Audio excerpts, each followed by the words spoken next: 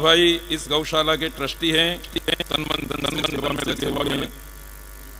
इसी परंपरा में प्रासंगिक प्रवचन के लिए मैं श्री गिरीश भाई जो समस्त महाजन परिवार के अध्यक्ष हैं उनसे प्रार्थना करता हूं कि वो आए।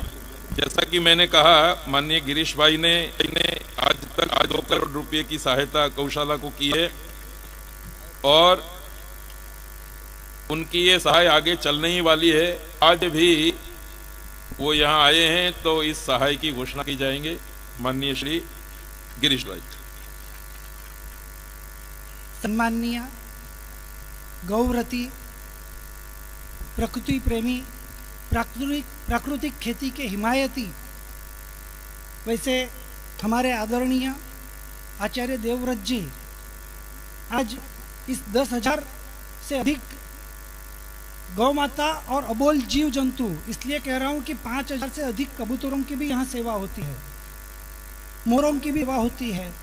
पूरे गुजरात में जब भी 14 जनवरी को पतंग से हुए सारे कबूतर अंत में सेवा के लिए यहाँ आते हैं और हमारे 65 डॉक्टरों की टीम इन कबूतरों की भी अच्छी सेवा करती है। तो इस तीर्थ में अपने धर्मपत्नी के साथ पधारे, इसलिए उनका एक बार जोरदार तालियों से हार्दिक स्वागत है। गुजरात में कुल 69,000 हेक्टेयर खेती लायक जमीन है और इस खेती लायक जमीन को गुजरात को यदि सिक्किम बनाना है तो ऑर्गेनिक फार्मिंग के लिए अग्रसर बनना पड़ेगा, जिसके सबसे ज़्यादा हिमायती हमारे राज्यपाल महोदय है। 1 हेक्टेयर को 2 टन के हिस्से 3,81,38,000 टन खाद की जरूरत पड़ेगी। और ये कहाँ से आएगा? गोबर आज दूसरी कोई जगह से नहीं आने वाला है। सिर्फ और सिर्फ गुजरात के अंदर जो गौशाला और पांजरापोल है उसी के पास अच्छी क्वालिटी का गोबर है।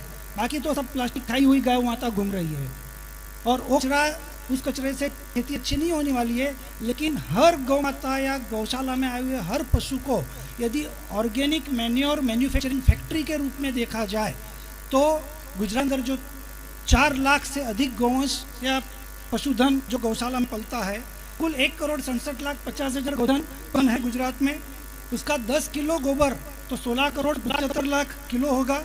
बहुत ज़रूरत से कम है हमारे पास गोबर। गुजरात में 3 करोड़ लीटर दूध का रोज उत्पादन है और गुजरात में भारत 73,000 करोड़ की सब्सिडी जो यूरिया बेस्ड कंपनीज को फर्टिलाइजर के लिए दी जाती है।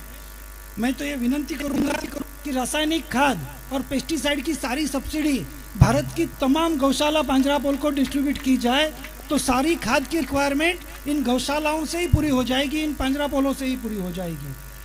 गुजरात में जो 3 करोड़ लीटर दूध आता है उसमें 50 लाख बछड़े हर साल पैदा होते हैं। उसमें से 25 लाख बछड़े वो उसमें से मुश्किल से 5-10% सांड बंधे हैं, बाकी के सारे या तो रास्ते पे घूमते हैं या कत्लखाने जाते हैं या गौशाला पांजरापोल में आते हैं। तो आज गुजरात के गौशाला पांजरापोल की ताकत बढ़ानी है। 4 लाख से 10 लाख 20 लाख की ताकत में भी यदि गुजरात की गौशाला पांजरापोल को यदि हमको संभाल की व्यवस्था करनी है तो इस कार्य में एक हाथ से ताली बजेगी। एक तरफ गौशाला पांजरापोल के संचालक और एक तरफ सरकार श्री, दोनों जब हाथ मिला के ताली बजाएंगे तो ये पूरा कारोबार 2500 करोड़ की रिक्वायरमेंट है। वो सिर्फ दूध के इनपुट टैक्स से ही ये सारा गया है। कर्नाटक में 5 रुपया दूध पे टैक्स है। हमारे महामहिम जी वहाँ से आए हिमाचल में 8 रुपया दारू पे टैक्स है, उसमें से 2 रुपया गौ सेवा के लिए आता है। रजिस्टर्ड चैरिटेबल गौशाला 50 रुपया प्रतिदिन पशु कायम के लिए हो जाए। गुजरात के सभी गौ गुजरात में एक भी पशु खाने नहीं जाएगी और पूरे गुजरात को ऑर्गेनिक फार्मिंग के तहत 2 साल में कर सकेंगे। गुजरात के सारे कत्लखाने किए जाए। हमारे पशु को हम कत्ल करते हैं, मतलब सालाना 6 किलो गोबर का वो पशु 10 साल जीता है तो 36,000 के एनिमल की गाइडलाइन की बहुत जरूरी विकास सेवा है। कई सालों से नहीं है, वजह से कई परिणाम होते हैं जिसमें 100 करोड़ जिले के लिए चेंज करा गया मात्र 15 पोल उसमें 52 गौशाला एक संख्या 50 रुपए यहाँ पे प्रोडक्शन नहीं है, सिर्फ गौशाला को व्यवस्था में से बाहर निकला है। 10,000 यहाँ की सेवा होती है। सालों से चल रही गौशाला की जमीन रेगुलराइज करना है, महसूल विभाग में चल रही फाइलों को कार्यान्वित करना है। आज गुजरात का सौभाग्य है कि 1996 पूरे भारत में 465 साल में चल रही सरकार आदरणीय राज्यपाल जी, मुख्यमंत्री जी और आदरणीय हमारे दीर्घदृष्टा नरेंद्र भाई मोदी, हमारे प्रधानमंत्री जी का हम मास मच्छी में GST 0 है और पंचमेवे पे 12% GST है, घी पे 12% GST है, जबकि घी के लिए कहा है हम मतलब दीवार के हम माथे पे चर्चा भी हम घीना चाहिए। तो एक बहुत बड़ा ये निर्माण हो जाए, ऐसा करना चाहिए। मैं इस पूरे प्रेजेंटेशन को सम्माननीय राज्यपाल जी को देना चाहता हूँ और हम लोगों ने बात की तमाम गौशाला लिए एक मॉडल गौशाला पूरा साइंटिफिक वैज्ञानिक जब से बात की पूरा एक बनाया है और इस डिजाइन के आधार पर ऑलरेडी गौशाला बन चुकी है। एक में उसकी बन गई है, इतना साइंटिफिक व्यवस्था और हमारी जो गौशाला हम जा रहे हैं नहीं मानते, हम तो मानते हैं ये एनिमल रिसोर्ट है, पशुओं का एनिमल स्थान है और यहाँ पे आके आप अपने कर्म तपा से हमारी गौशाला में कई लोगों को आकर्षित भी कर रहे हैं क्योंकि किसी को बोलने लायक नहीं है। दो गौशाला के अलावा किसी के पास नहीं है, कोई गाँव में गाय शाम को नहीं है। उसी तरह से किसी को जो बुलाया था और अयोध्या में बड़ी गौशाला का निर्माण कर रहे हैं। अंत में परसों ही 75 वर्ष दांडी यात्रा के जो पूर्ण हो रहे उस कार्यक्रम में शरीक होने का मुझे अवसर प्राप्त हुआ था।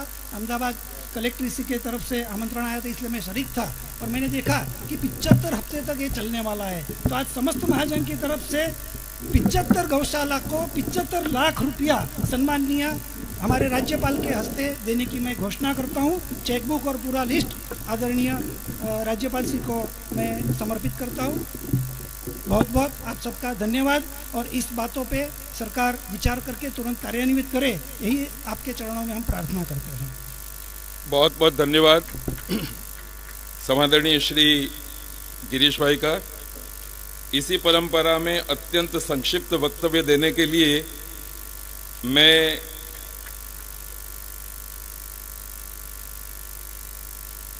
जैसे कि मैंने कहा था, दिलीप भाई, सुनील भाई, गिरीश भाई, जयेश भाई, ये जो मंच पर बैठे हुए दानदाता लोग हैं, वो गंगा के प्रवाह की तरह दान का प्रवाह हमेशा बहा के रखेंगे।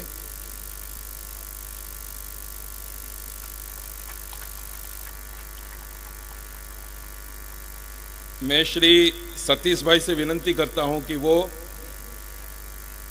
प्रासंगिक प्रवचन दें अत्यंत संक्षेप से। श्री गतीश भाई विठलानी अखिल लोहाना परिषद के प्रमुख हैं और हमारे गौरव हैं, बाबर के गौरव हैं। श्री सतीश भाई। राज्यपाल जी नमस्कार।